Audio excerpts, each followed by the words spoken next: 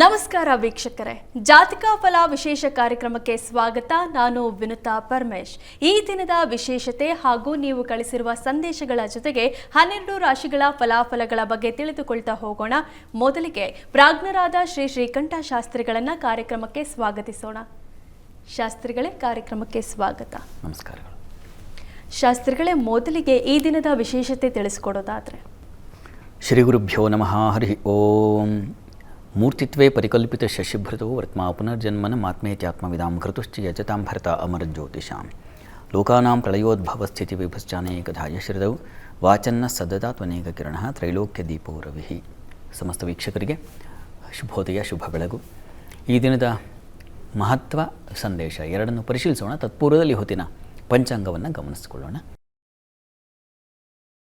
ಶ್ರೀ ವಿಶ್ವಾವಸುನಾಮ ಸಂವತ್ಸರ ದಕ್ಷಿಣಾಯನ ಶರದೃತು ಕಾರ್ತೀಕ ಮಾಸ ಶುಕ್ಲ ಪಕ್ಷವಾಗಿದೆ. ಈ ದಿವಸ ಮಂಗಳವಾರವಾಗಿರ್ತಕ್ಕಂಥದ್ದು. ಚತುರ್ದಶಿ ತಿಥಿ, ರೇವತಿ ನಕ್ಷತ್ರ. ಈ ದಿವಸ ಚತುರ್ದಶಿ, ಕಾರ್ತೀಕ ಮಾಸದ ಚತುರ್ದಶಿಯನ್ನು ವೈಕುಂಠ ಚತುರ್ದಶಿ ಅಂತ ಕರೀತಾರೆ. ವೈಕುಂಠ ಏಕಾದಶಿ ಬೇರೆ, ಇದು ವೈಕುಂಠ ಚತುರ್ದಶಿ. ಏನಿದರ ವಿಶೇಷತೆ? ನಾನು ಹೇಳಿದೆ, ತ್ರಯೋದಶಿ ತುಂಬ ಮುಖ್ಯವಾದದ್ದು, ಚತುರ್ದಶಿ ತುಂಬ ಮುಖ್ಯವಾದದ್ದು, ಪೌರ್ಣಮಿ ಇನ್ನೂ ಮುಖ್ಯವಾದದ್ದು ಅಂತ. ಪೌರ್ಣಮಿ ನಾಳೆ ಮಾತಾಡೋಣ. ಚಂದ್ರನ ಕುರಿತಾದ ಚಂದ್ರನ ಉಗಮ ಇತ್ಯಾದಿಗಳ ಬಗ್ಗೆ ತಿಳಿಯೋಣ. ಈ ದಿವಸ ಚತುರ್ದಶಿ, ವೈಕುಂಠ ಚತುರ್ದಶಿ ಅಂತ ಯಾಕೆ ಕರೀತಾರೆ ಇದನ್ನು ಅಂತಂದರೆ, ಶಿವಕೇಶವರು ಹರಿಹರರು ಒಟ್ಟಿಗೆ ಅವರನ್ನು ಒಟ್ಟಿಗೆ ಪ್ರಾರ್ಥನೆ ಮಾಡ್ತಕ್ಕಂಥ ದಿವಸವೇ ಈ ವೈಕುಂಠ ಚತುರ್ದಶಿ. ಹೀಗಾಗಿಯೇ ಕಾರ್ತೀಕ ಮಾಸ ವಿಷ್ಣುವಿನ ಮಾಸವೂ ಹೌದು, ಶಿವನ ಮಾಸವೂ ಹೌದು. ಶಿವಕೇಶವರ ಮಾಸ ಯಾವುದಾದ್ರೂ ಇದೆ ಅಂದರೆ ಅದು ಇದು ಕಾರ್ತೀಕ ಮಾಸ. ಅದರಲ್ಲೂ ಈ ವೈಕುಂಠ ಚತುರ್ದಶಿ ಇದನ್ನು ಸೂಚಿಸ್ತದೆ. ಏನು? ಒಮ್ಮೆ ವಿಷ್ಣು ಶಿವನನ್ನು ಪೂಜಿಸಬೇಕು, ಆ ದೃಷ್ಟಿಯಲ್ಲಿ ಕಾಶಿ ಕ್ಷೇತ್ರಕ್ಕೆ ಬರ್ತಾನೆ.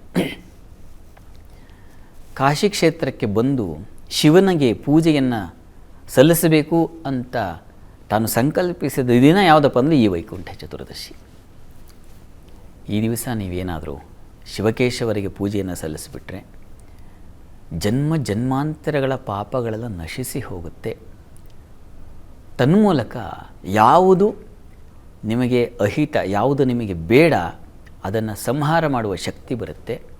ಯಾವುದು ಹಿತ ಅದನ್ನು ಇಟ್ಟುಕೊಳ್ಳುವ, ಅಂದರೆ ಅದನ್ನು ನಾವು ಸ್ಥಿತಿಕರ್ತ ವಿಷ್ಣು. ಹೀಗಾಗಿ ಯಾವುದು ನಮಗೆ ಹಿತವೋ ಅದು ಸದಾ ಇರಬೇಕು ನಮ್ಮ ಜೊತೆಗೆ. ಹಾಗೆ ಅದನ್ನು ನಮ್ಮೊಟ್ಟಿಗೆ ಸದಾ ನಮ್ಮ ಜೊತೆಗೆ ಯಾವುದೇ ಕೆಲಸ ಆಗಬಹುದು, ಇನ್ಯಾವುದೇ ನೀವು ಅಪೇಕ್ಷಿತ ವಸ್ತು ವ್ಯಕ್ತಿಗಳಾಗಬಹುದು, ಅವರು ನಿಮ್ಮ ಜೊತೆಗೆ ಸದಾ ಇರಬೇಕು ಅಂದರೆ ವಿಷ್ಣು ಪ್ರಾರ್ಥನೆ ಮಾಡಬೇಕು. ಯಾವುದು ನಿಮ್ಮ ಜೊತೆಗೆ ಇರಬಾರ್ದು, ಸಂಹಾರಕಾರ್ತನಾದ ಶಿವನನ್ನು ಪ್ರಾರ್ಥನೆ ಮಾಡಬೇಕು. ಹೀಗಾಗಿ ಇರುವಿಕೆ ಇಲ್ಲದಿರುವಿಕೆ ಯಾವುದು ಅನ್ನೋದು ನೀವು ನಿರ್ಣಯ ಮಾಡಿಕೊಳ್ಳಿ. ಆ ಸಂಕಲ್ಪದಿಂದ ಈ ದಿವಸ ಪೂಜೆ ಮಾಡಬೇಕು ಅಂತ ಇದೆ. ಆ ರೀತಿಯಲ್ಲಿ ವಿಷ್ಣು ಈ ದಿವಸ ಅಲ್ಲಿ ಕಾಶಿ ಕ್ಷೇತ್ರದಲ್ಲಿ ಶಿವನನ್ನು ಕುರಿತಾಗಿ ಯಾಮ ಪೂಜೆಯನ್ನು ಪ್ರಾರಂಭ ಮಾಡ್ದ. ಸಹಸ್ರ ನಾಮಾರ್ಚನೆಯನ್ನು ಮಾಡಲಿಕ್ಕೆ ಶುರು ಮಾಡ್ದ. ಈಶ್ವರನಿಗೆ ಶಿವಸಹಸ್ರನಾಮ ಇದೆಯಲ್ಲ, ಶಿವಸಹಸ್ರನಾಮ ಒಂದೊಂದು ಕಮಲ ಪುಷ್ಪದಿಂದಲೂ ತೆಗೆದು ಶಿವನಿಗೆ ಅರ್ಚನೆ ಮಾಡ್ತಾ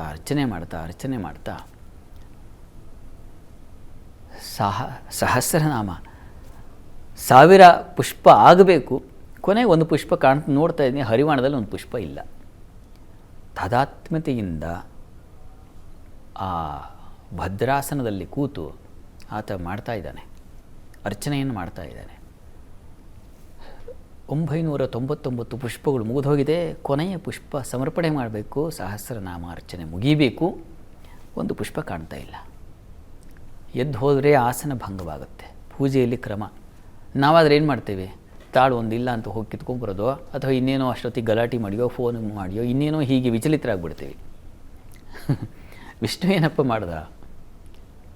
ಸಹಸ್ರದಳ ಕಾಳ್ತಾ ಇಲ್ಲ ಅಂದರೆ ಇಲ್ಲ, ಒಂದು ಹೆಚ್ಚಾಗಿ ನಾನೇ ಹೇಳಿಬಿಟ್ಟಿದ್ದೀನಿ, ಇಲ್ಲ ಎಣಿಕೆಯಲ್ಲಿ ಲೋಪ ಆಗಿರಬೇಕು. ಹೇಗೂ ಇರಲಿ, ಒಂದಂತೂ ಈಗ ಹೇಳೋದು ಬಾಕಿ ಇದೆ. ನಾನು ಇಷ್ಟು ಕಾಲ ಶ್ರದ್ಧೆಯಿಂದನೇ ಮಾಡಿದ್ದೀನಿ, ಒಂದು ನಾಮ ಹೆಚ್ಚ ಉಳಿದಿದೆ. ಆಮೇಲೆ ಇನ್ನೊಂದು ಪುಷ್ಪಕ್ಕಾಗಿ ಅವನು ತಡಕಾಡಲಿಲ್ಲ, ಓಡಿ ಹೋಗಲಿಲ್ಲ, ಇನ್ನೇನೂ ಮಾಡಲಿಲ್ಲ. ಅವನು ಕಮಲ ನಯನ. ಹೀಗಾಗಿ ಆ ಕಣ್ಣನ್ನೇ ನಯನ ಅನ್ನುವಂಥ ಕಮಲ ತೆಗೆದು ಅವನಿಗೆ ಸಹಸ್ರ ಪುಷ್ಪ ಅದನ್ನು ಸಮರ್ಪಣೆ ಮಾಡಿದ. ಈಶ್ವರ ತಕ್ಷಣ ಪ್ರತ್ಯಕ್ಷ ಆದ. ಸುಮ್ಮನೆ ಪರೀಕ್ಷೆ ಮಾಡಲಿಕ್ಕೆ ನಾನೇ ಒಂದು ಪುಷ್ಪ ಎತ್ತಿಟ್ಬಿಟ್ಟಿದ್ದೆ, ನೋಡೋಣ ನೀನು ಭಕ್ತಿ ನನ್ನ ಮೇಲೆ ಪ್ರೀತಿ ಎಷ್ಟಿದೆ ಅಂತ. ಸ್ನೇಹಿತರಲ್ಲಿ ಹಾಗಾಗಲ್ವಾ? ಎಷ್ಟೋ ಬಾರಿ ಸ್ನೇಹಿತರಲ್ಲಿ ನಾವೇ ಹಾಗೆ ಮಾಡ್ಕೊಳ್ತೀವಿ. ಅವನಿಗೆ ನಿಜವಾಗ್ಲೂ ನನ್ನ ಮೇಲೆ ಪ್ರೀತಿ ಇದೆಯಾ, ನಿಜವಾಗ್ಲೂ ನನ್ನ ಮೇಲೆ ಕೇರ್ ಇದೆಯಾ ಅಂತ ನಾವೇ ಒಂದಷ್ಟು ಸಮಸ್ಯೆ ಕ್ರಿಯೇಟ್ ಮಾಡಿಬಿಟ್ಟು ಆ ಸಂದರ್ಭದಲ್ಲಿ ಅವ್ರು ಚಡಪಡಿಸ್ತಾ ಇದ್ದರೆ, ಎಷ್ಟು ನನಗೋಸ್ಕರ ಎಷ್ಟು ತಡ್ಕಾಡ್ತಾ ಇದ್ದಾನೆ, ಪರದಾಡ್ತಾ ಇದ್ದಾನೆ ಪಾಪ ಅಂತ ಹೇಗೆ ಫೀಲ್ ಮಾಡ್ಕೊಳ್ತೀವೋ ಆ ರೀತಿಯಲ್ಲಿ ಶಿವ ಒಂದು ಪರೀಕ್ಷೆ ಮಾಡ್ದ. ಆಮೇಲೆ ವಿಷ್ಣುವಿಗೆ, ನೋಡು, ಕಾಶಿಗೆ ಯಾರಾದರೂ ಬಂದರೆ ಬರೀ ಈಶ್ವರನ ಪ್ರಾರ್ಥನೆ ಅಷ್ಟೇ ಅಲ್ಲ, ಕಾಶಿಯಲ್ಲಿ ಶಿವಪ್ರಧಾನ ವಿಶ್ವೇಶ್ವರ ಕ್ಷೇತ್ರ, ಅದು ನಮಗಷ್ಟು ಗೊತ್ತಿದೆ ಅಲ್ವಾ. ಅಲ್ಲಿ ಬಿಂದು ಮಾಧವ ಕ್ಷೇತ್ರ ಅಂತ ಒಂದಿದೆ. ಯಾರಾದರೂ ಕಾಶಿಗೆ ಬಂದವರು ಆ ಬಿಂದು ಮಾಧವನನ್ನು ನೋಡಲಿಲ್ಲ ಅಂದರೆ ನನ್ನ ಪೂಜೆ ಅವರಿಗೆ ಸಮರ್ಪಣೆ ಆಗೋದಿಲ್ಲ, ನಾನು ಮಾಡಿದ ಪೂಜೆ ಎಲ್ಲ ವ್ಯರ್ಥ ಆಗಿಬಿಡುತ್ತೆ. ಹಾಗಾಗಿ ನಾನು ನೀನು ಸಮಾನರಲ್ವ, ಕಾಶಿಯಲ್ಲಿ ಶಿವ ಎಷ್ಟು ಪ್ರಾಮುಖ್ಯನೋ ಬಿಂದು ಮಾಧವ ಅಷ್ಟೇ ಪ್ರಾಮುಖ್ಯತೆ ನಿನಗೂ ಅಷ್ಟೇ ಇದೆ ಅಂತ ಹೇಳಿ ಅದರ ಜೊತೆಗೆ ಸುದರ್ಶನ ಚಕ್ರವನ್ನು ಕೊಟ್ಟು ವಿಷ್ಣುವನ್ನು ಆಲಿಂಗನ ಮಾಡಿಕೊಂಡ. ಹಾಗೆ ಶಿವಕೇಶವರು, ಹರಿಹರರು, ಶಂಕರನಾರಾಯಣರು ತುಂಬ ಪ್ರೀತಿಯಿಂದ ಕಾಲ ಕಳೆಯಲು ಏರ್ಪಾಡಾದ ದಿನವೇ ಈ ವೈಕುಂಠ ಚತುರ್ದಶಿ. ಈ ಕಾರಣದಿಂದ ತಾವು ಹರಿಹರನನ್ನು ಭೇದ ಮಾಡದೆ ಹರಿಹರರ ಪ್ರಾರ್ಥನೆಯನ್ನು, ಶಂಕರನಾರಾಯಣರನ್ನು ಸ್ಮರಣೆ ಮಾಡ್ತಾ ಈ ಒಂದು ದಿನವನ್ನು ಸುಸಂಪನ್ನ ಮಾಡಿಕೊಳ್ಳಬಹುದು. ಹೀಗಾಗಿ ಹರಿಹರ ಪ್ರಾರ್ಥನೆ ಮಾಡಿ ದಿವಸ. ಶಾಸ್ತ್ರಿಗಳೇ, ಈ ದಿನದ ವಿಶೇಷತೆ ತಿಳಿಸ್ಕೊಟ್ರಿ. ಈಗ ಸಂದೇಶದ ಕಡೆ ಗಮನ ಹರಿಸೋಣ. ಮೊದಲ ಸಂದೇಶ ನಿಹಾರಿಕಾ ಬಳ್ಳಾರಿಯಿಂದ. ಇವರು ಹುಟ್ಟಿದ ದಿನಾಂಕ 16/12/2007, ಹುಟ್ಟಿದ ಸಮಯ 12:57 PM. ಇವರ ಪ್ರಶ್ನೆ, ಆರೋಗ್ಯ ಶಿಕ್ಷಣ ಹೇಗಿದೆ ತಿಳಿಸಿ, ಹಠ ಸ್ವಭಾವ ಪರಿಹಾರ ತಿಳಿಸ್ಕೊಡಿ ಅಂತ. ನಿಹಾರಿಕಾ ಬಗ್ಗೆ ಪ್ರಶ್ನೆ ಕೇಳಿದ್ದಾರೆ. ಹಠ ಸ್ವಭಾವ ಇದೆ, ಆರೋಗ್ಯ ತಿಳಿಸಬೇಕು, ವಿದ್ಯೆ ತಿಳಿಸಬೇಕಾಗಿದೆ. ಮಗು ಬಗ್ಗೆ ಕೇಳಿದೆ. ನೋಡಿ, ಈ ಜಾತಕವನ್ನು ಪರಿಶೀಲಿಸಿದರೆ ಇದು ಮೀನ ಲಗ್ನವಾಗಿದೆ. ಲಗ್ನದಿಂದ ಈ ದ್ವಿತೀಯಾಧಿಪತಿ ಕುಜ ಚತುರ್ಥದಲ್ಲಿದ್ದಾನೆ, ಶತ್ರುವಿನ ಮನೆಯಲ್ಲಿ. ಆದರೆ ಒಳ್ಳೆಯ ಯೋಗ ಇದೆ, ಹಂಸಯೋಗ ಅಂತ. ಇಲ್ಲಿ ಲಗ್ನದಿಂದ 10ನೇ ಮನೆಯಲ್ಲಿ ಗುರು ಇದ್ದರೆ ಅದು ಸ್ವಕ್ಷೇತ್ರ, ಹೀಗಾಗಿ ಅಲ್ಲಿ ಅದು ಹಂಸಯೋಗ ಏರ್ಪಾಡಾಗುತ್ತೆ. ತುಂಬ ಒಳ್ಳೆಯದು, ಒಳ್ಳೆಯ ಯೋಗ. ಪ್ರಸ್ತುತ ಕಾಲವನ್ನು ನೋಡಿದ್ರೆ ಈಗ ಗುರು ದಶೆಯಲ್ಲಿ ನಡೀತಾ ಇರತಕ್ಕಂಥದ್ದು ಈಗ ಚಂದ್ರನ ಕಾಲ ನಡೀತಾ ಇದೆ. ಮುಂದೆ ಕುಜ ಪ್ರಾರಂಭವಾಗುತ್ತೆ. ಇದಕ್ಕೆ ಏನು, ಕುಜ ಬುಧ ಕ್ಷೇತ್ರದಲ್ಲಿದ್ದಾಗ ನರಸಿಂಹನ ಪ್ರಾರ್ಥನೆ ಮಾಡಬೇಕು ಅಂತಿದೆ. ನೀವು ಕೋಪ ಅಂದ್ರಲ್ವಾ, ಕೋಪ ಶಮನ ಮಾಡೋದು ಎಲ್ಲಿ ಅಂದರೆ, ಯಾರು ಕೋಪ ತಂದುಕೊಂಡು ನಂತರ ಶಮನವಾದವೋ ತಾನೇ ಶಮನ ಮಾಡಿಕೊಂಡು ಅವನ ಬಳಿಗೆ ಹೋಗಬೇಕು. ಯಾರಿಗೆ ಉಗ್ರರೂ ಆಗೋದು ಗೊತ್ತು, ಶಾಂತರಾಗೋದು ಗೊತ್ತು, ಅದು ಯಾರಿಗೆ, ನರಸಿಂಹಸ್ವಾಮಿಗೆ ಅಂಥ ಶಕ್ತಿ ಇದೆ. ತಾನು ಉಗ್ರ ಸ್ವರೂಪದಲ್ಲಿ ನಿಂತು ಹಿರಣ್ಯಕಶಿಪುವನ್ನು ಸಂಹಾರ ಮಾಡಿ ನಂತರ ಪ್ರಹ್ಲಾದನ ಸ್ತುತಿಗೆ ಶಾಂತನಾದಂಥವನು. ಅದು ನಮ್ಮ ಈ ಅಹೋಬಿಲ ಕ್ಷೇತ್ರ. ಹೀಗಾಗಿ ಒಂದು ಸಲ ಅಹೋಬಿಲ ಕ್ಷೇತ್ರಕ್ಕೆ ಕರ್ಕೊಂಡು ಹೋಗಿ ಅಲ್ಲಿ ಒಂದು ವಿಶೇಷ ಅಭಿಷೇಕವನ್ನು ಮಾಡಿಸಿ ಆ ತೀರ್ಥ ಪ್ರೋಕ್ಷಣೆ ಮಾಡ್ತಾರೆ. ಅದನ್ನು ಮಾಡಿಸಿ ಆ ತೀರ್ಥ ಕುಡಿಸಿ, ಅದು ನೋಡಿ ಕೋಪ ತಾಳಿಕೊಳ್ಳೋ ಹಾಗೆ ಮಾಡುತ್ತೆ, ಶಮನ ಆಗುತ್ತೆ. ಅದರಲ್ಲೇನು ಸಂಶಯ ಇಲ್ಲ. ಒಂದು ಸಲ ಸಾಧ್ಯವಾದರೆ ಮಗು ಜೊತೆಗೆ ಹೋಗಿ ಬನ್ನಿ, ಅಲ್ಲಿಗೆ ಮೆಟ್ಲು ಹತ್ಬೋದು, ಈ ವಯಸ್ಸಿಗೆ ಶಕ್ತಿ ಇರ್ತದೆ. ಹೀಗಾಗಿ ಹೋಗಿ ಆ ದರ್ಶನ ಮಾಡ್ಕೊಂಬನ್ನಿ, ಖಂಡಿತ ಚೆನ್ನಾಗಿದೆ, ಹೆಚ್ಚಿನ ಆತಂಕ ಬೇಡ, ಒಳ್ಳೆಯದಾಗಲಿ. ಶಾಸ್ತ್ರಿಗಳೇ, ಮುಂದಿನ ಸಂದೇಶ ವರುಣ್ ಅಂತ ಕಲಬುರಗಿಯಿಂದ. ಇವರು ಹುಟ್ಟಿದ ದಿನಾಂಕ 11/4/1996, ಹುಟ್ಟಿದ ಸಮಯ 1 PM. ಇವರ ಪ್ರಶ್ನೆ, ಮದುವೆ ಯಾವಾಗ ಆಗತ್ತೆ ತಿಳಿಸಿ ಅಂತ. ವರುಣ್ ಅವರ ಪ್ರಶ್ನೆ ವಿವಾಹದ ಬಗ್ಗೆ ಅಲ್ವಾ? ಜಾತಕ ನೋಡೋಣ. ನೋಡಿ, ತಮ್ಮದು ಕರ್ಕಾಟಕ ಲಗ್ನದಿಂದ ವಿವಾಹದ ಅಧಿಪತಿ ಶನೈಶ್ಚರ ನಿಮ್ಮ ಜಾತಕದಲ್ಲಿ ಭಾಗ್ಯಸ್ಥಾನದಲ್ಲಿದ್ದಾನೆ. ರವಿ ಜೊತೆಗೆ ಮೌಢ್ಯತೆ ಏನೂ ಇಲ್ಲ, ಆದರೆ ಶನೈಶ್ಚರ ಭಾಗ್ಯದಲ್ಲಿ ಸ್ವಲ್ಪ ವಿವಾಹಕ್ಕೆ ಸ್ವಲ್ಪ ತೊಂದರೆ, ವೈರಾಗ್ಯ ಬಂದುಬಿಡುತ್ತೆ. ಯಾವೋ ಬೇಕಾ, ಮದುವೆ ಮಾಡ್ಕೋಬೇಕಾ, ಬೇಡ, ಯಾಕೋ ನನಗೆ ಅಷ್ಟು ಇಷ್ಟ ಇಲ್ಲ, ಈ ರೀತಿಯ ಒಂದು ಸ್ವಭಾವ ಬಂದುಬಿಡುತ್ತೆ. ಆದರೆ ಚಂದ್ರ ಇದ್ದಾನೆ ಸಪ್ತಮದಲ್ಲಿ. ಚಂದ್ರ ಸ್ವಲ್ಪ ಚಂಚಲ ಸ್ವಭಾವ. ಸಪ್ತಮದಲ್ಲಿದ್ದರೆ ಒಂದೊಂದು ಸಲ ಅನಿಸುತ್ತೆ ಯಾರನ್ನಾದರೂ ಅಪೇಕ್ಷೆ ಪಡೋಣ, ಇಷ್ಟಪಡೋಣ ಅಂತ. ಆ ರೀತಿಯ ಒಂದು ಮನಸ್ಥಿತಿನೂ ಇದೆ ಇವರಿಗೆ. ಶುಕ್ರನೂ ಚೆನ್ನಾಗಿದೆ ಅಂತ ತೊಂದರೆ ಇಲ್ಲ. ಈಗ ರಾಹು ದಶೆಯಲ್ಲಿ ಇವರಿಗೆ ನಡೀತಾ ಇರತಕ್ಕಂಥದ್ದು ಬುಧನ ಕಾಲ ನಡೀತಾ ಇದೆ, ವ್ಯಯಾಧಿಪತಿ ಕಾಲ ನಡೀತಾ ಇದೆ. ಒಂದು ಬುಧಗ್ರಹ ಶಾಂತಿ ಮಾಡಿಸಿ, ಆನಂತರ ಚಂದ್ರ ಬುಧ ಶಾಂತಿ ಮಾಡಿಸಿದ್ರೆ ಸ್ವಲ್ಪ ಸಹಾಯ ಆಗುತ್ತೆ ಅವರಿಗೆ. ನೀವೇನು ಹುಡುಕಲಿಕ್ಕೆ ಪ್ರಯತ್ನ ಮಾಡ್ತಾ ಇದ್ದೀರಲ್ಲ, ಅದು ಸಹಾಯವಾಗಿ ಅವರಿಗೆ ಯಾವ ಫಲ ಸಂಕಲ್ಪ ಇದೆಯೋ ಅದು ಈಡೇರುತ್ತೆ. ಚಂದ್ರ ಬುಧ ಶಾಂತಿ ಮಾಡಿಸಿ, ಸುಲಭ ಆಗುತ್ತೆ. ಒಳ್ಳೆಯದಾಗಲಿ. ಶಾಸ್ತ್ರಿಗಳೇ, ಮುಂದಿನ ಸಂದೇಶ ಶ್ರೀ ಗುಣ ಅಂತ ಮೈಸೂರಿಂದ. ಇವರು ಹುಟ್ಟಿದ ದಿನಾಂಕ 17/12/1985, ಹುಟ್ಟಿದ ಸಮಯ 3:45 AM. ಇವರ ಪ್ರಶ್ನೆ, ಜೀವನ ಹೇಗಿದೆ ತಿಳಿಸ್ಕೊಡಿ ಅಂತ.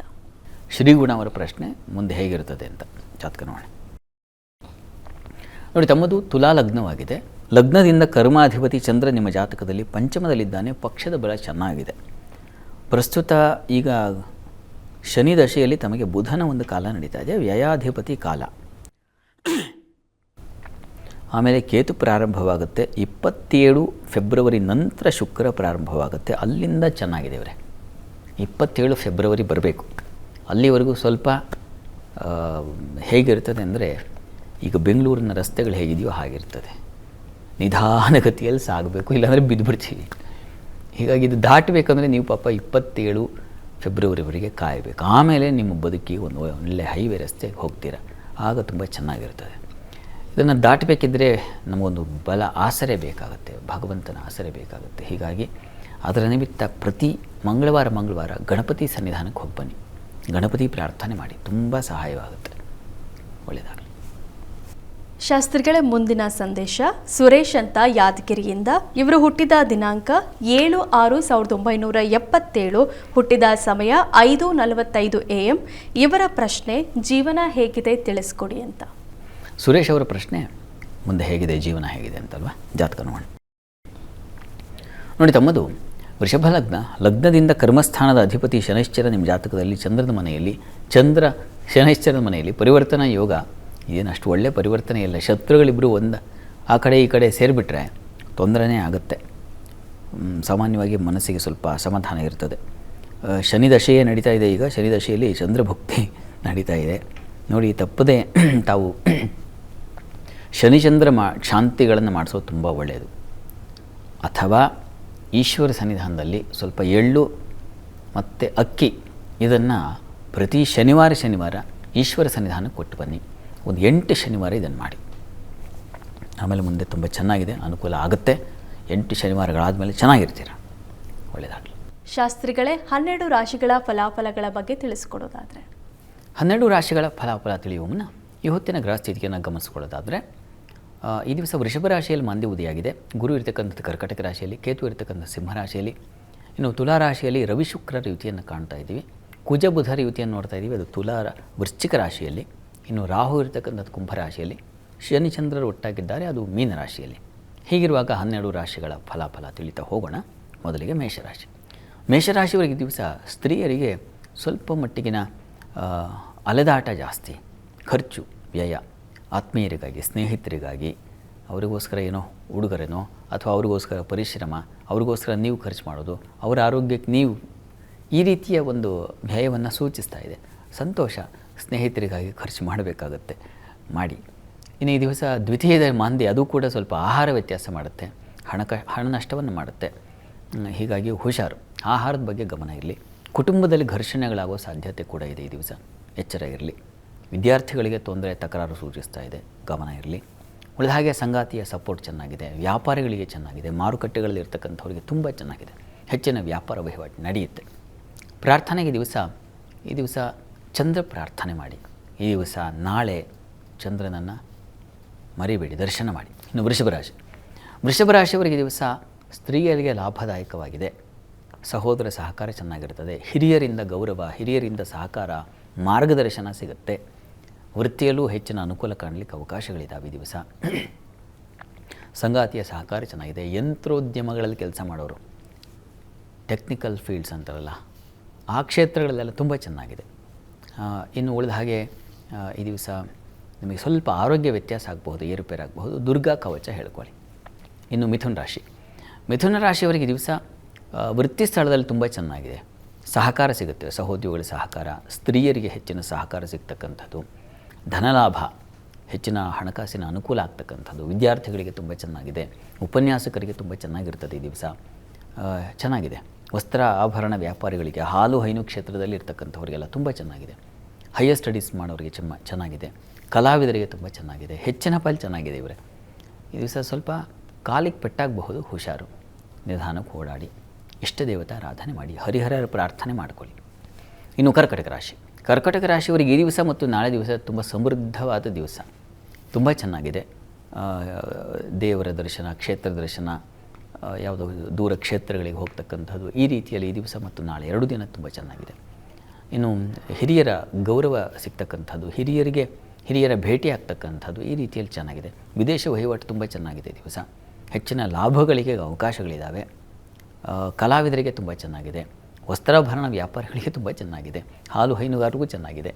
ಹೆಚ್ಚಿನ ಪಾಲು ಚೆನ್ನಾಗಿದೆ ಈ ದಿವಸ. ಇಷ್ಟ ದೇವತಾ ಆರಾಧನೆ ಮಾಡಿ. ಇನ್ನು ಸಿಂಹರಾಶಿ. ಸಿಂಹರಾಶಿಯವರಿಗೆ ಕೆಲಸ ಕಾರ್ಯಗಳಲ್ಲಿ ಈ ದಿವಸ ತುಂಬ ವಿಘ್ನಗಳು ಬರುತ್ತೆ, ತೊಡಕು ಬರಬಹುದು. ಹೀಗಾಗಿ ಸ್ವಲ್ಪ ಎಚ್ಚರಿಕೆ ಬೇಕು. ಗಣಪತಿ ಪ್ರಾರ್ಥನೆ ತಪ್ಪದೆ ಗಣಪತಿ ಸನ್ನಿಧಾನಕ್ಕೆ ಹೋಗಿ ಗರಿಕೆ ಸಮರ್ಪಣೆ ಮಾಡಿ. ಇನ್ನು ಉಳಿದ ಹಾಗೆ ದಿವಸ ಸ್ತ್ರೀಯರಿಗೆ ಸ್ವಲ್ಪ ದುಃಖ, ಅಶಾಂತಿ ಇರುತ್ತದೆ. ಮನಸ್ಸಿಗೆ ಏನೋ ಒಂದು ಕಳ್ಕೊಂಡ ಆ ಭಾವನೆ. ಉಳಿದ ಹಾಗೆ ದಿವಸ ನಿಮಗೆ ಸ್ನೇಹಿತರ ಸಹಕಾರ ತುಂಬ ಚೆನ್ನಾಗಿರ್ತದೆ, ಅದೊಂದು ತೊಂದರೆ ಇಲ್ಲ. ಪ್ರಾರ್ಥನೆಗೆ ತಪ್ಪದೆ ಗಣಪತಿ ಪ್ರಾರ್ಥನೆ ಜೊತೆಗೆ ಚಂದ್ರ ದರ್ಶನ ಮಾಡಿ. ಇನ್ನು ಕನ್ಯಾ ರಾಶಿ. ಕನ್ಯಾ ರಾಶಿಯವರಿಗೆ ದಿವಸ ಸಂಗಾತಿಯ ಸಹಕಾರ ತುಂಬ ಚೆನ್ನಾಗಿರ್ತದೆ. ದಾಂಪತ್ಯದಲ್ಲಿ ಅನ್ಯೋನ್ಯ ಭಾವನೆ ಉಂಟಾಗುತ್ತೆ. ಕೆಲಸಗಾರರಿಗೆ ವೃತ್ತಿಯಲ್ಲೂ ತುಂಬ ಚೆನ್ನಾಗಿದೆ. ಈ ದಿವಸ ಸಹೋದರ ಸಹಕಾರ ಚೆನ್ನಾಗಿರ್ತದೆ. ಈ ದಿವಸ ಕುಟುಂಬ ಸೌಕರ್ಯ ಚೆನ್ನಾಗಿರ್ತದೆ. ಈ ದಿವಸ ತಂದೆ ಮಕ್ಕಳಲ್ಲಿ ಸ್ವಲ್ಪ ಅಸಮಾಧಾನ ಇರ್ತದೆ. ಮತ್ತು ಸ್ವಲ್ಪ ಧರ್ಮ ಕಾರ್ಯಗಳಲ್ಲಿ ಸ್ವಲ್ಪ ತೊಡಕು, ಅಪವಾದ ಬಂದ್ಬಿಡೋ ಸಾಧ್ಯತೆ ಕೂಡ ಇದೆ. ಎಚ್ಚರ ವಹಿಸಿ ಈಶ್ವರನ ಆರಾಧನೆ ಮಾಡಿ. ನೀವು ಹರಿಹರ ಪ್ರಾರ್ಥನೆ ಮಾಡೋದು ತುಂಬ ಒಳ್ಳೆಯದು. ತುಲಾರಾಶಿಯವರಿಗೆ ಈ ದಿವಸ ಕೆಲಸ ಕಾರ್ಯಗಳಲ್ಲಿ ತುಂಬ ಚೆನ್ನಾಗಿದೆ. ಹೆಚ್ಚಿನ ಅನುಕೂಲ ಕಾಣ್ತೀರಾ. ಆರೋಗ್ಯದಲ್ಲಿ ಚೇತರಿಕೆ ಕಾಣ್ತೀರಾ. ಕಲಾವಿದರಿಗೆ ತುಂಬ ಚೆನ್ನಾಗಿದೆ ಈ ದಿವಸ. ಇನ್ನು ನಿಮಗೆ ಸ್ವಲ್ಪ ನಷ್ಟವೂ ಇದೆ. ವಸ್ತು ನಷ್ಟತೆ, ಸ್ವಲ್ಪ ಮುಖಭಂಗ, ಅವಮಾನ, ಇಂಥದಕ್ಕೂ ನೀವು ಸಿಕ್ಕಾಕೊಂಡ್ಬಿಡ್ತೀರ. ಅದರಲ್ಲೂ ಹೆಣ್ಮಕ್ಳು ಸ್ವಲ್ಪ ಮನಸ್ಸಿಗೆ ನೋವು ಮಾಡ್ಕೊಳ್ತೀರ ಈ ದಿವಸ. ಹೀಗಾಗಿ ಬಹಳ ಎಚ್ಚರಿಕೆಯಿಂದ ಇರಬೇಕು. ಲಲಿತಾ ಸಹಸ್ರನಾಮ ತಪ್ಪದೆ ಹೇಳ್ಕೊಳ್ಳಿ. ಇನ್ನು ವೃಶ್ಚಿಕ ರಾಶಿ. ವೃಶ್ಚಿಕ ರಾಶಿಯವರು ಈ ದಿವಸ ಕೆಲಸ ಕಾರ್ಯಗಳಲ್ಲಿ ಸ್ವಲ್ಪ ಪರಿಶ್ರಮ ಜಾಸ್ತಿ. ಸ್ತ್ರೀಯರಿಗೆ ಸ್ವಲ್ಪ ಸಹಕಾರಗಳು ಸಿಗುತ್ತೆ, ತೊಂದರೆ ಇಲ್ಲ. ಸಂಗಾತಿಯ ಸಪೋರ್ಟು ಈ ದಿವಸ ಅಷ್ಟಾಗಿರೋಲ್ಲ. ಸಂಗಾತಿಯಿಂದ ಸ್ವಲ್ಪ ಅಸಮಾಧಾನ, ಮನಸ್ತಾಪ, ಭಿನ್ನಾಭಿಪ್ರಾಯ, ಘರ್ಷಣೆಗಳು ಜಾಸ್ತಿ ಈ ದಿವಸ. ತಕರಾರುಗಳಾಗುತ್ತೆ, ಹುಷಾರು, ಎಚ್ಚರವಾಗಿರಿ. ಉಳಿದ ಹಾಗೆ ಮಕ್ಕಳಿಂದ ಸ್ವಲ್ಪ ಸಹಾಯ ಸಹಕಾರ ಸಿಗುತ್ತೆ. ಹೆಣ್ಣುಮಕ್ಕಳಿಗೆ ಪ್ರತಿಭಾಶಕ್ತಿ ಇರುತ್ತೆ ಈ ದಿವಸ. ಈ ದಿವಸ ತಪ್ಪದೆ ಲಕ್ಷ್ಮೀನಾರಾಯಣರ ಪ್ರಾರ್ಥನೆ ಮಾಡಿ. ಇನ್ನು ಧನುರಾಶಿ. ಧನುರಾಶಿಯವರಿಗೆ ಕೆಲಸ ಕಾರ್ಯಗಳಲ್ಲಿ ತುಂಬ ಹೆಚ್ಚಿನ ಅನುಕೂಲ ಕಾಣಲಿಕ್ಕೆ ಅವಕಾಶ ಇದೆ. ಸ್ವಲ್ಪ ಪರಿಶ್ರಮವೂ ಇರುತ್ತೆ, ಆದರೆ ತೊಂದರೆ ಇಲ್ಲ. ಹಿರಿಯರ ಸಹಕಾರ ಸಿಗುತ್ತೆ. ಸ್ತ್ರೀಯರಿಗೆ ಲಾಭದಾಯಕವಾಗಿದೆ. ವಸ್ತ್ರಾಭರಣ ವ್ಯಾಪಾರಿಗಳಿಗೆ ಫ್ಯಾಷನ್ ಇತ್ಯಾದಿ ಯಾವುದನ್ನು ಕಾಸ್ಟ್ಯೂಮು ಮತ್ತೊಂದು ಅಂತೀವೋ ಆ ಕ್ಷೇತ್ರಗಳಲ್ಲಿ ತುಂಬ ಚೆನ್ನಾಗಿದೆ. ಮತ್ತು ಹಾಲು ಹೈನುಗಾರಿಕೆ ಚೆನ್ನಾಗಿದೆ. ಕೃಷಿಕರಿಗೆ ತುಂಬ ಚೆನ್ನಾಗಿದೆ. ಹಳ್ಳಿಗಳಲ್ಲಿ ಒಂದು ಪರಸ್ಪರ ಸಹಕಾರದ ವಾತಾವರಣ, ಹಿರಿಯರಿಂದ ಸಹಕಾರ, ಇದೆಲ್ಲ ಕಾಣಬಹುದು. ಈ ದಿವಸ ಸ್ವಲ್ಪ ವೈಷಮ್ಯವೂ ಬರಬಹುದು. ಇನ್ನೊಬ್ಬರನ್ನು ಕಂಡ್ರೆ ಸ್ವಲ್ಪ ದ್ವೇಷ, ಅಸಮಾಧಾನ ಈ ರೀತಿ ಆಗಬಹುದು. ಶಿವಕೇಶ್ವರ ಆರಾಧನೆ ಮಾಡಿ. ಇನ್ನು ಮಕರ ರಾಶಿ. ಮಕರ ರಾಶಿಯವರಿಗೆ ಈ ದಿವಸ ಸಹೋದರಲ್ಲಿ ಒಂದು ಸಾಮರಸ್ಯ ಇರುತ್ತದೆ. ಸೇವಕರಿಂದ ಸಹಾಯ ಸಿಗುತ್ತೆ ಈ ದಿವಸ. ಹೆಚ್ಚಿನ ಸಹಕಾರ ಸಿಗುತ್ತೆ ಈ ದಿವಸ. ಮತ್ತು ಕೆಲಸ ಕಾರ್ಯಗಳಲ್ಲೂ ತುಂಬ ಅನುಕೂಲಕರವಾಗಿದೆ. ಈ ದಿವಸ ನಿಮಗೆ ಸ್ವಲ್ಪ ಹಿರಿಯರಿಂದ, ಸೀನಿಯರ್ಸಿಂದ ಸ್ವಲ್ಪ ಕಿರಿಕಿರಿ ಆಗಬಹುದು ಒಂದು ಸಣ್ಣ ಪ್ರಮಾಣದಲ್ಲಿ. ಎಚ್ಚರ. ಲಾಭ ಇದೆ. ಆದರೆ ಈ ದಿವಸ ಉದರ ಬಾಧೆ ಸೂಚಿಸ್ತಾ ಇದೆ. ದುರ್ಗಾ ಕವಚ ಹೇಳ್ಕೊಳ್ಳಿ. ಇನ್ನು ಕುಂಭರಾಶಿ. ಕುಂಭರಾಶಿಯವರಿಗೆ ದಿವಸ ಸುಗ್ರಾಸ ಭೋಜನ, ಕುಟುಂಬ ಸೌಖ್ಯ, ಸ್ತ್ರೀಯರಿಗೆ ಮಾತಿನ ಕೌಶಲ್ಯ ಚೆನ್ನಾಗಿರ್ತದೆ. ಕೆಲಸ ಕಾರ್ಯಗಳಲ್ಲಿ ಬಲ, ಲಾಭ, ದೈವಾನುಕೂಲ, ಹಿರಿಯರ ಸಹಕಾರ ಎಲ್ಲ ತುಂಬ ಚೆನ್ನಾಗಿದೆ. ಪ್ರಯಾಣದಲ್ಲಿ ಸ್ವಲ್ಪ ತೊಂದರೆ ಇದೆ, ಹುಷಾರು. ಗ್ರಾಮ ದೇವತಾ ದರ್ಶನ ಮಾಡಿ ತಪ್ಪದೆ. ಇನ್ನು ಮೀನರಾಶಿ. ಮೀನರಾಶಿಯವರಿಗೆ ದಿವಸ ನಿಮಗೆ ಮಕ್ಕಳ ಸಹಕಾರ ತುಂಬ ಚೆನ್ನಾಗಿರುತ್ತೆ. ಬುದ್ಧಿ ಚುರುಕಾಗಿರ್ತದೆ ಈ ದಿವಸ. ಸ್ವಲ್ಪ ವಿಶ್ವಾಸ, ನಂಬಿಕೆ ಹೊರಟೋಗುತ್ತೆ. ಜಿಪುಣತನದಿಂದಾಗಿ ಸ್ವಲ್ಪ ತೊಂದರೆಗೆ ಒಳಪಡ್ತೀರ. ಅವಮಾನಗಳಾಗುವ ಸಾಧ್ಯತೆ ಅದನ್ನು ಸೂಚಿಸ್ತಾ ಇದೆ. ಎಚ್ಚರವಾಗಿರಿ. ಇನ್ನು ಈ ದಿವಸ ಸ್ವಲ್ಪ ಗಂಟಲು ಬಾಧೆ ಬರಬಹುದು, ಎಚ್ಚರ ವಹಿಸಿ. ಉಳಿದ ಹಾಗೆ ಕೆಲಸ ಕಾರ್ಯಗಳಲ್ಲೆಲ್ಲ ತುಂಬ ಚೆನ್ನಾಗಿದೆ. ಅನುಕೂಲದ ವಾತಾವರಣ ಚೆನ್ನಾಗಿದೆ. ಈ ದಿವಸ ಪ್ರಾರ್ಥನೆಗೆ ದಿವಸ ನೀವು ಆಂಜನೇಯನ ಪ್ರಾರ್ಥನೆ ಮಾಡಿ. ಶಾಸ್ತ್ರಿಗಳೇ, ಈ ದಿನದ ವಿಶೇಷತೆ ಹಾಗೂ ಸಂದೇಶಗಳ ಜೊತೆಗೆ 12 ರಾಶಿಗಳ ಬಗ್ಗೆನೂ ತಿಳಿಸ್ಕೊಟ್ರಿ. ಕಾರ್ಯಕ್ರಮದಲ್ಲಿ ಭಾಗಿಯಾಗಿದ್ದಕ್ಕೆ ಧನ್ಯವಾದ. ಸರ್ವೇ ಜನಾಃ ಸುಖಿನೋ ಭವಂತು, ಸಮಸ್ತ ಸನ್ಮಂಗಳಾನಿ ಭವಂತು. ಎಲ್ಲರಿಗೂ ಶುಭವಾಗಲಿ. ವೀಕ್ಷಕರೇ, ಇದಾಗಿತ್ತು ಇವತ್ತಿನ ಜಾತಕ ಫಲ ವಿಶೇಷ ಕಾರ್ಯಕ್ರಮ. ನೇರ ದಿಟ್ಟ ನಿರಂತರ ಸುದ್ದಿಗಾಗಿ ನೋಡ್ತಾ ಇರಿ ಏಷ್ಯಾನೆಟ್ ಸುವರ್ಣ ನ್ಯೂಸ್. ನಮಸ್ಕಾರ.